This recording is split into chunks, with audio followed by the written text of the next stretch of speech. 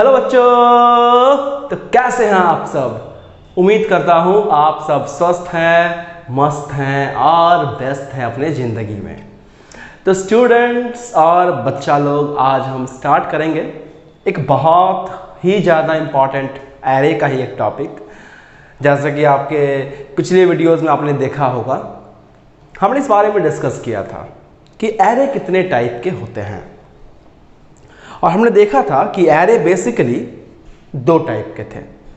पहले को हम लोग कहते थे सिंगल स्क्रिप्टेड एरे या फिर सिंगल डायमेंशनल एरे, और सेकंड को हम कहते हैं डबल स्क्रिप्टेड एरे या डबल डायमेंशनल एरे। तो आज के इस क्लास में हम लोग स्टडी करेंगे डबल डायमेंशनल एरे के बारे में। So without wasting our time, let's start.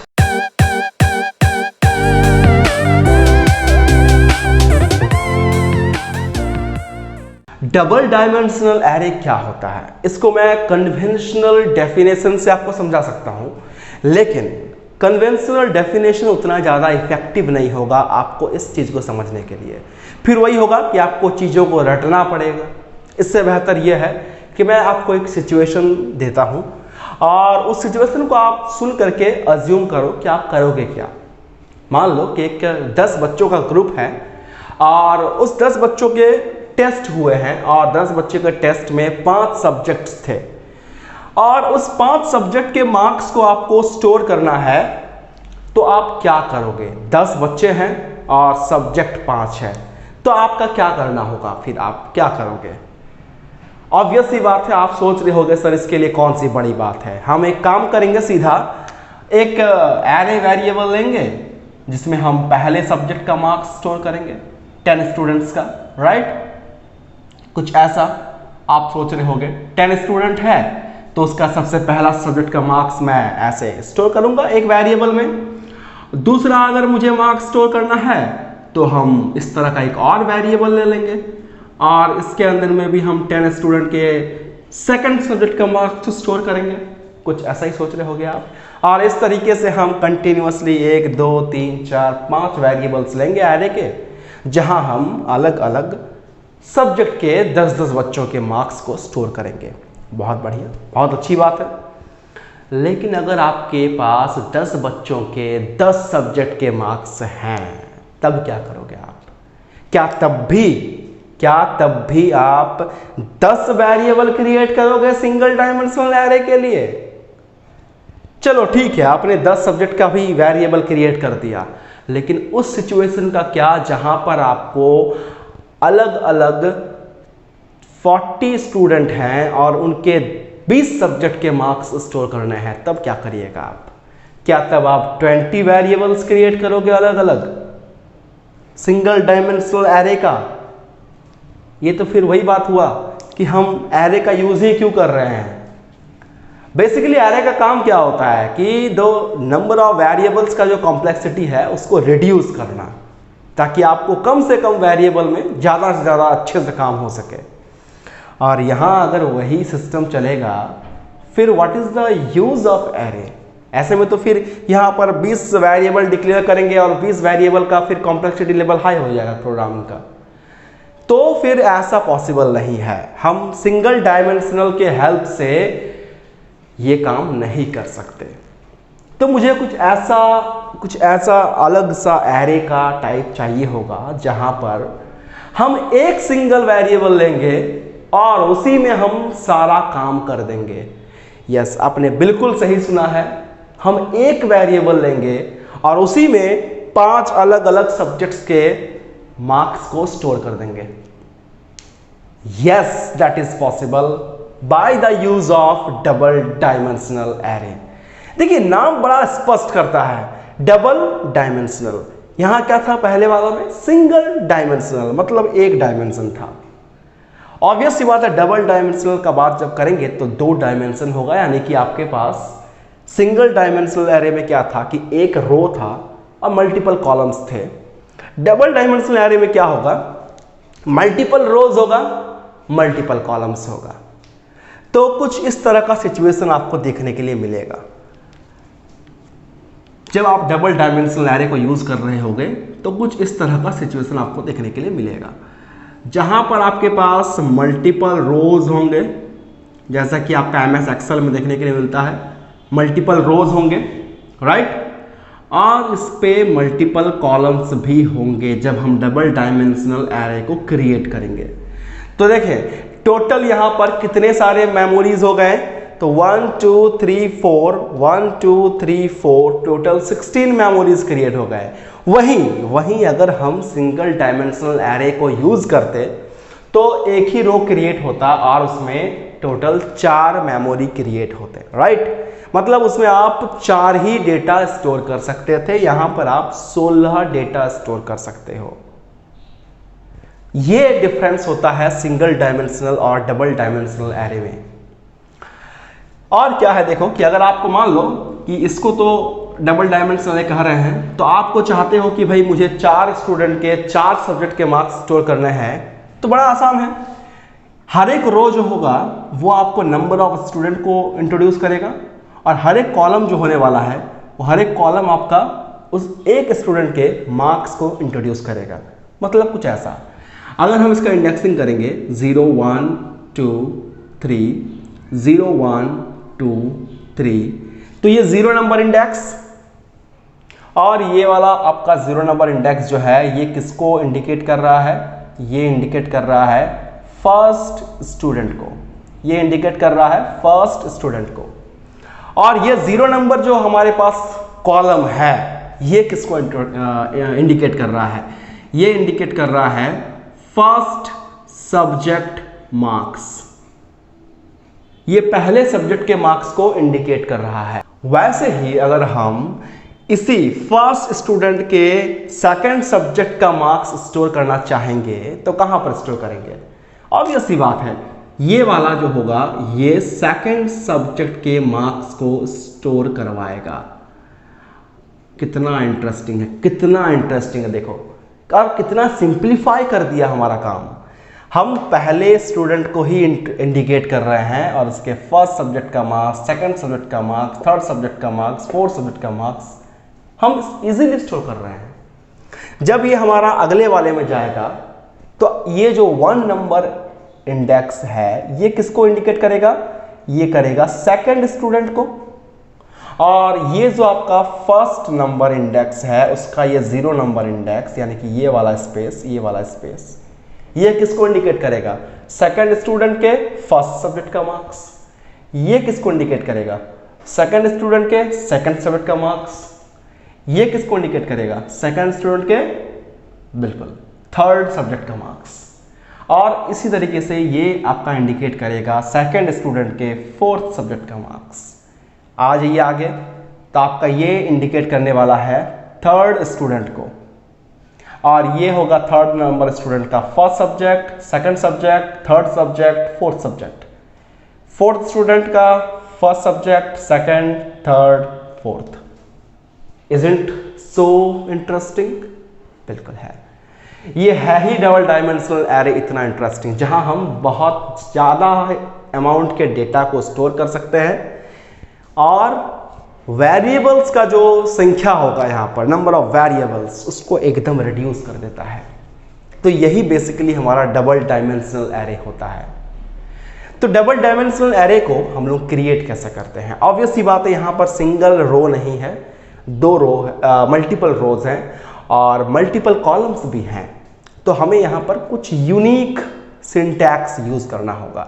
तो चलिए देखते हैं कि इसे क्रिएट कैसे करेंगे। ऑब्वियस सी बात है इस तरह का तो हम लोग कुछ काम नहीं करने वाले हैं अपने प्रोग्रामिंग में, हमें कोड लिखना होगा ताकि मेमोरी क्रिएट हो। तो उसके लिए देखते हैं कैसे करते हैं उसे हम लोग।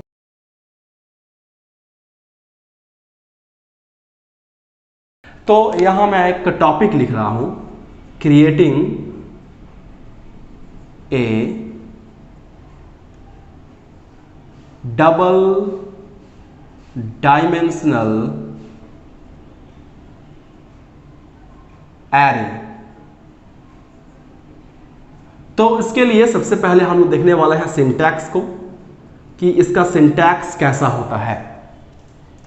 तो बेसिकली इसके लिए सबसे पहला आपको लिखना होता है डेटा टाइप, फिर वेरिएबल नेम, वेरिएबल नेम, फिर आपका होगा सिंगल एक पहला वाला ब्रैकेट एंड उसके बाद सेकंड ब्रैकेट। सिंगल डायमेंशनल में हमारे पास एक ही रहता था, इसमें डबल है इसलिए 2 ब्रैकेट्स हैं।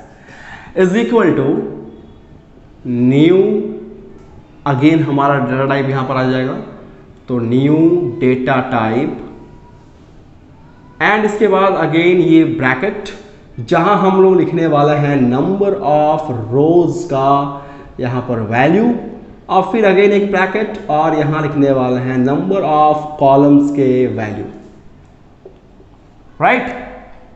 तो कुछ इस तरह का हमारा सिचुएशन होगा डबल डायमेंशनल एरे को क्रिएट करने के लिए। चलिए इससे रिलेटेड एक एग्जांपल देख लेते हैं।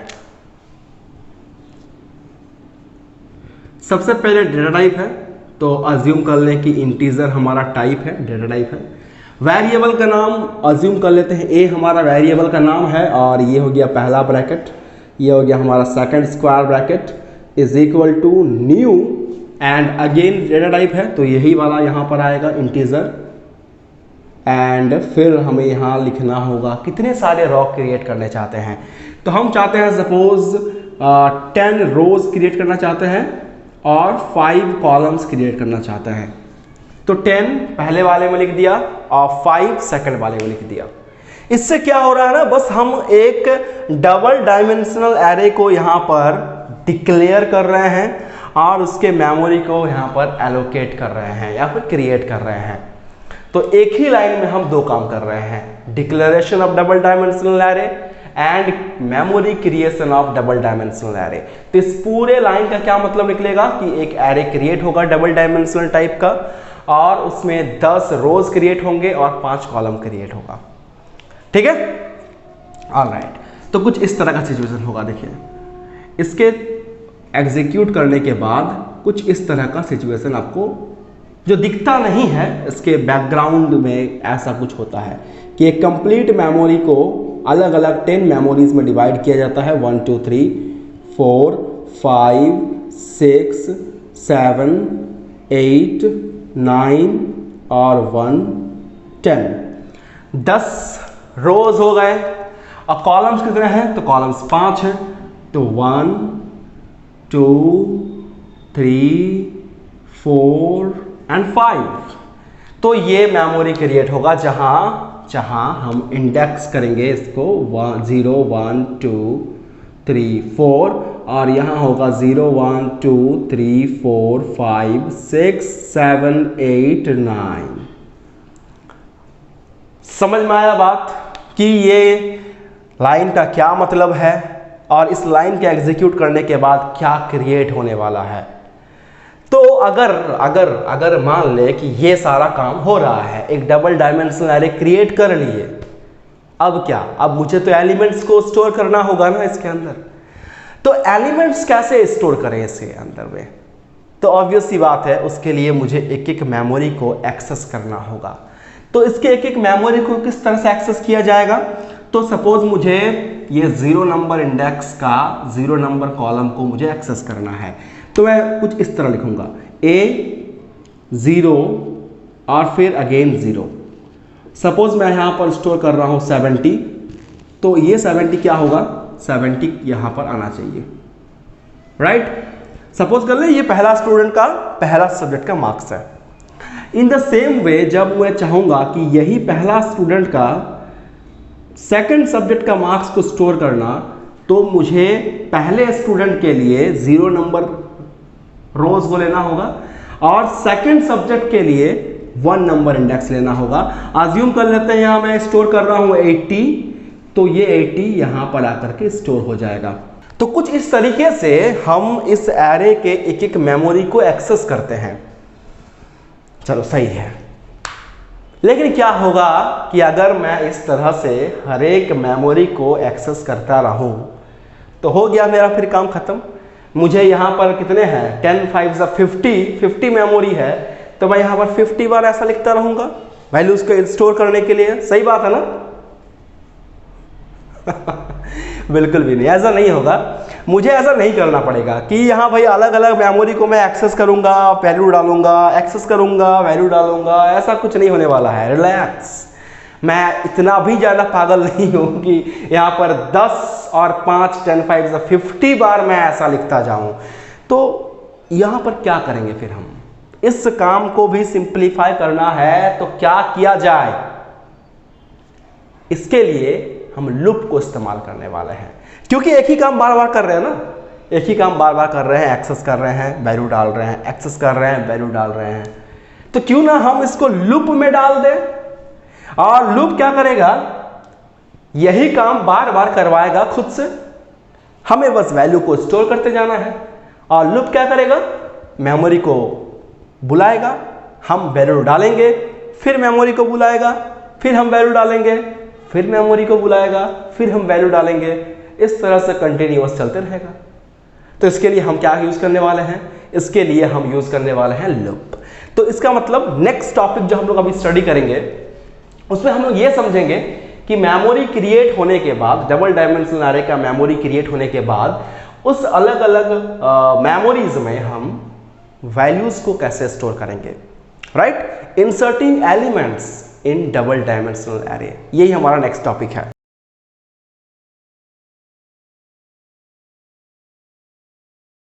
तो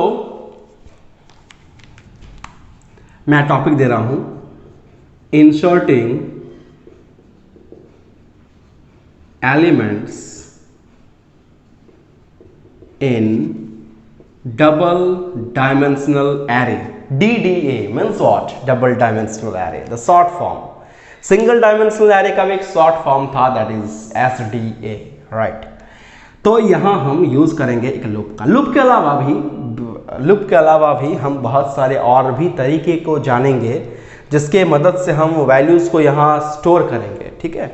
विदाउट लूप का भी हम लोग कुछ मेथड्स को समझेंगे जहाँ हम लोग डबल डायमेंशनल एरे में एलिमेंट्स को स्टोर करेंगे। लेकिन पहले लूप को समझ जाते हैं, ठीक है, क्योंकि आपको आगे जो है लूप का ही इस्तेमाल करना होगा वैल्यूज को स्टोर करने के लिए। बाकी मेथड्स का इस्तेमाल आप करके वैल्यूज स्टोर नहीं करोगे। इसीलिए हम डायरेक्टली आते हैं पहले फॉर लूप पर, जहां हम उसके हेल्प से डबल डायमेंशनल एरे में वैल्यूज को स्टोर करेंगे।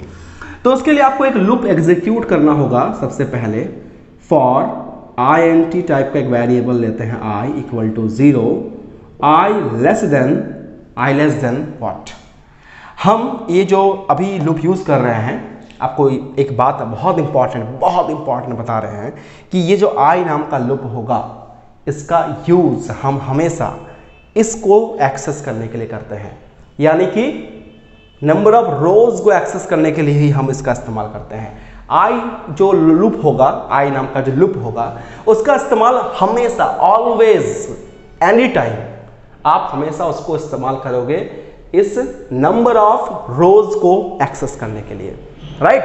तो हमारे पास नंबर ऑफ रोज 10 है, तो i less then 10 and i plus plus.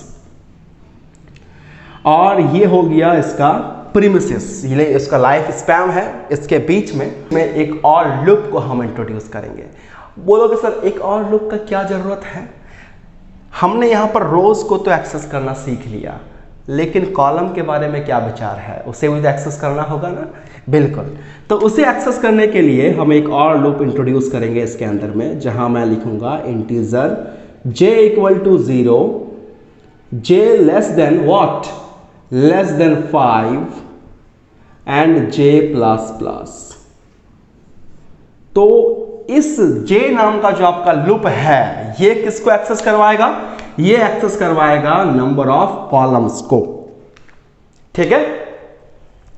तो इस तरह से हम लोग लूप को शुरू करेंगे। तो इसके बाद हम अभी जो लूप का इस्तेमाल कर रहे हैं, यहां पर वैल्यूज को एक्सेप्ट करने के लिए हम स्कैनर क्लास का यूज करते हैं, या फिर IO पैकेज का इस्तेमाल करते हैं, या util पैकेज का इस्तेमाल करते हैं। अगर util पैकेज का इस्तेमाल कर रहे हो आप, तो स्कैनर वहां पर इंट्रोड्यूस होगा, और अगर आप IO पैकेज का इस्तेमाल कर रहे हो तो वहां पर input stimulator buffer reader introduce होगा।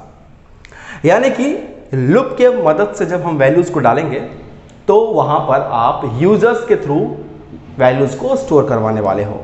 यानी कुछ ऐसा होगा कि ए ऑफ, सबसे पहले लिखना पड़ता है आपको रोज, तो रोज में आई है, आई जो है ये रोज को काउंट कर रहा है, मैं लिख देता हूं ये रोज के लिए है और ये कॉलम्स के लिए है।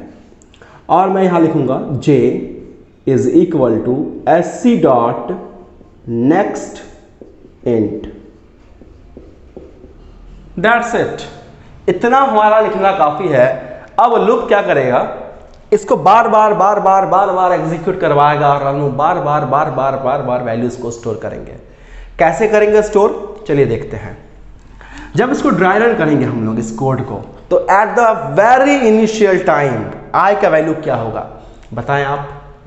आई का वैल्यू क्या होगा सबसे शुरू में, ऑब्वियस सी बात है आई का वैल्यू 0 होने वाला है।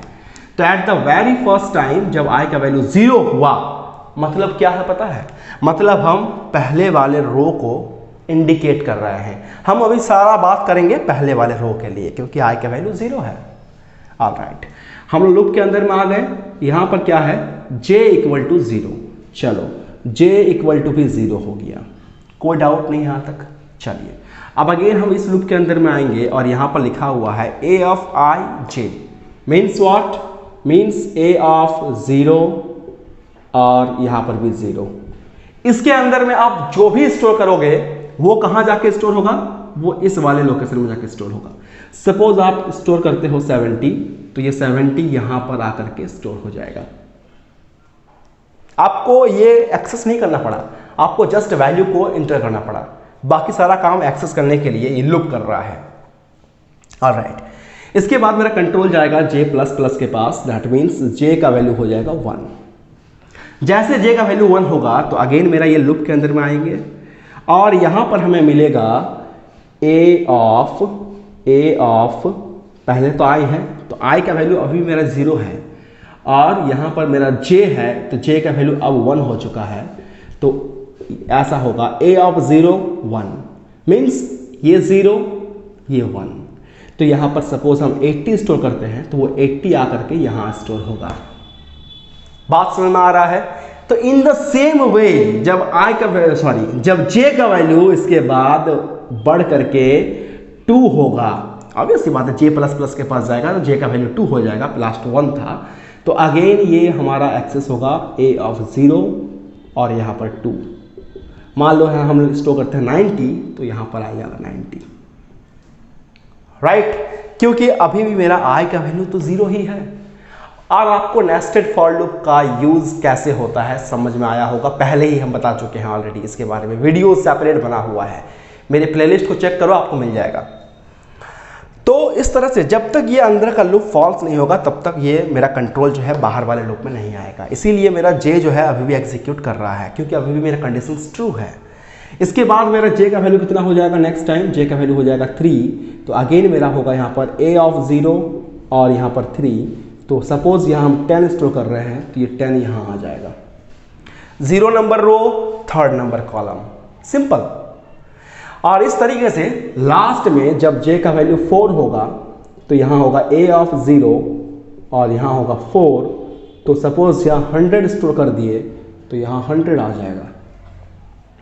इसके बाद और j एग्जीक्यूट नहीं करेगा क्योंकि हमने j को लेस देन 5 तक एग्जीक्यूट करवाया है। 5 से कम जब तक j का वैल्यू होगा तब तक एग्जीक्यूट करेगा।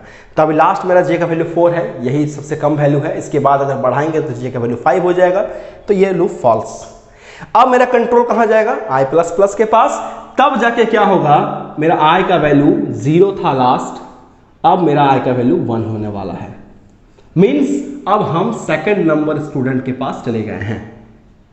अब उस स्टूडेंट के लिए भी सेम j का वैल्यू 0 1 2 3 4 होगा और अलग अलग मेमोरी में वैल्यूज स्टोर होंगे। आई होप आपको डबल डायमेंशनल एरे का इंट्रोडक्शन, इसका नीड क्यों है, क्या जरूरत है इसको यूज करने का, इसको क्रिएट कैसे करते हैं, इसके अलग अलग मेमोरीज को एक्सेस कैसे किया जाता है और एलिमेंट्स को हम फॉर लूप के हेल्प से किस तरह से इंटर कर रहे हैं, आपको समझ में आया होगा। अगले क्लास में, अगले वीडियो सेशन में हम लोग डिस्कस करेंगे कि क्या फॉर लूप के अलावा भी और कोई मेथड है हमारे पास, एलिमेंट्स को स्टोर करने के लिए। इस पे हम चर्चा करेंगे अगले वीडियो सेशन में। उम्मीद करूंगा आज का वीडियो आपको पसंद आया होगा, हेल्पफुल लगा होगा। अगर आपको ये पसंद आया है और हेल्पफुल लगा है तो दिल से लाइक करिएगा। अगर चैनल पे नए हो तो सब्सक्राइब जरूर करिएगा, दोस्तों के साथ शेयर करना बिल्कुल ना भूलें। मिलेंगे आपसे अगले वीडियो में, तब तक के लिए टेक केयर, खुश रहें, गुड बाय।